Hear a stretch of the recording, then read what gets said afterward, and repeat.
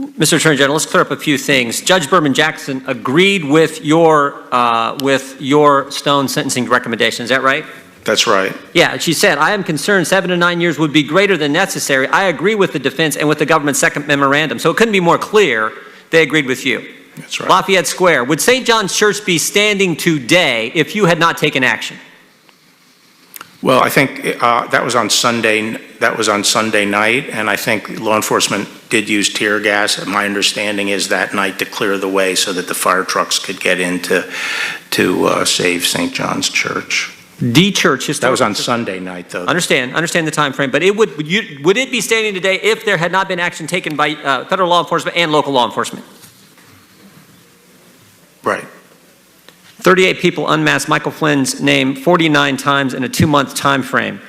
7 people at the Treasury Department unmasked Michael Flynn's name. Is this an issue that Mr. Durham is looking into?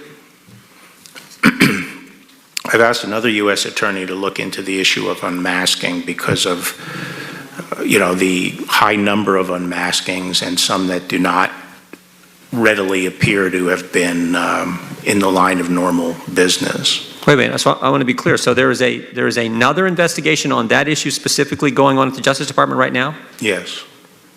Wow, that's great. So Mr. Durham is looking at how the whole Trump-Russia thing started. You have another U.S. attorney. Can you give us that U.S. attorney's name, or is that something you're comfortable doing? Or? John Bash of Texas. John Bash of Texas is looking specifically at the fact. At unmasking. 38 people, 49 times unmasked Michael Flynn's name, and probably other unmaskings that took place in the final days of the Obama-Biden administration. Is that accurate? Actually, a much longer period of time. Even before that? Yes. Thank you, Mr. I appreciate that, and that's information that the committee did not know. Are peaceful protests violent, Mr. Attorney General? No. Do peaceful protests destroy businesses? No. Do peaceful protests injure officers? No. Do peaceful protests attack civilians? No. Do peaceful protests burn down buildings? No. The video we played, it's hard to watch. It's really hard to watch to see that happening in our great country. But there was the start of it was almost laughable, where you have the reporter saying, as a building is burning behind him, it's not generally speaking an unruly protest. It's mostly just a protest. I mean, it's almost laughable when you have the reporter saying, I guess he's saying it's not a fire, it's just a burning building. I guess he's saying it's a peaceful burning building. A few weeks ago, well, let me ask you this. I want to go right to this. Is defunding the police a rational policy? No, I think, if anything, I'm more concerned that the police be adequately funded today and get more resources. A lot of the things we need to do to address some of the concerns people have about what they saw in Minneapolis are going to take some resources, some of the training that we have to do. And one of the difficulties in our country, it's not a difficulty, it's a fact, we have 18,000 law enforcement agencies. Most of them are very, very small. And so we have to find a way of training, making sure the training is pushed out. Is it dangerous? Dangerous to defund the police? It's extremely dangerous. Extremely dangerous. And some of the ordinances you're seeing cities pass are also dangerous. Are you familiar with the letter that Chief of Police of Seattle, Carmen Best, sent to business owners and residents in that city? Yes, I am, saying that, she cannot protect, she can't do her job. Her police force cannot do the job because That's exactly what she said. Yeah. Gives officers, the policy they're trying to pass, thank goodness the court stopped it, the policy they're trying to pass gives officers no ability, and she emphasized no, not us, not you, Mr. Attorney, not me, gives officers no ability to safely intercede to preserve property in the midst of large, violent crowds. Mm-hmm.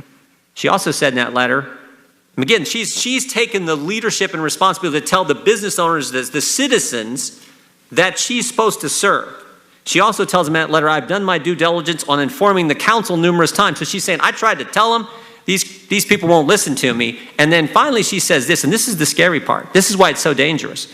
She says this in her letter, Seattle police will have an adjusted deployment. That's a nice way of saying, you're on your own. We can't help you. That is how scary this defund the police. And here's the kicker. Here's the kicker. These same cities sent you a letter last week. The same week Chief of Police Best does this to the residents and citizens of her city. Her mayor sends you a letter blaming you, blaming the federal government for the violence that is happening in these cities. That is how ridiculous the left's position has become. I appreciate the work you're doing, Mr. Attorney General. I'm over time. I yield back. Thank you. Attorney General Barr, Chairman Nadler opened up his statement by saying, "You can no longer hide behind a legal fiction." That caused me some consternation. I had no idea what he was talking about. Do you have any idea what he's talking about? I don't recall that phrase in what context. Well, who knows what context? I mean, he was just kind of rattling on there. That he was attacking you and your performance in virtually everything he could, and said you can no longer hide behind a legal fiction. And I didn't see any connection with anything else he had been saying. So I wondered if you had seen anything, and apparently you didn't see anything either. The next person to ask questions was the gentlelady from California, who consistently referred to civilian federal agents as federal troops, and intimating, if you will, that Portland was peaceable until federal civilian agents arrived on the scene. Essentially, it's kind of analogous to blaming a fire department for showing up to put out a fire and then being blamed for starting the fire. Attorney General Barr, let's just have it on the record. Was there violence and attempts to burn down, vandalize the building, and attack civilian employees of the federal government prior to any other federal agents or the reinforcements being sent in of federal agents? Yeah, my recollection is our main effort to reinforce was around the 4th of July period, and it had been going on for quite a while before that. Let's talk about Lafayette Square for a second. Leading up to June 1st, you had violent mobs disobeying the 11 p.m. curfew. They set fire to parked cars, demolished coffee shops and banks, burned American flags, and even intentionally set fire to St. John's Episcopal Church near Lafayette Square. Secret Service and Park Police appropriate use of safe restorative force actually cleared that up. In total, however, 51 U.S. Park Police officers were injured during the weekend leading up to the perimeter expansion. Do you want to expand on the actions regarding Lafayette Park? Right. So for the 29th, 30th, and 31st, there was unprecedented rioting right around the White House, very violent. During that time, as you say, about 50 Park Police and a comparable number, is my recollection, of Secret Service. So we had about around 90 officers injured. I'm talking about things like concussions, one was operated on, and so forth.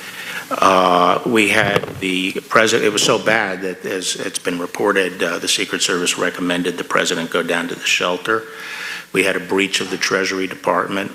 The historical building on Lafayette Park was burned down, the lodge. St. John's was set on fire.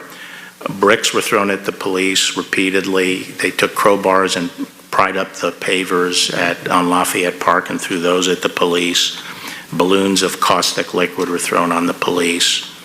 And it was clear when I arrived at the White House on Monday, there was total consensus that we couldn't allow that to happen so close to the White House, that kind of rioting, and therefore we had to move the perimeter out one block and push it up toward I Street. And there was already a plan in being at that point that the Park Police and the Secret Service had worked out the night before, which was to put the perimeter further away and then give them time to put a non-scalable fence across the northern part of the park.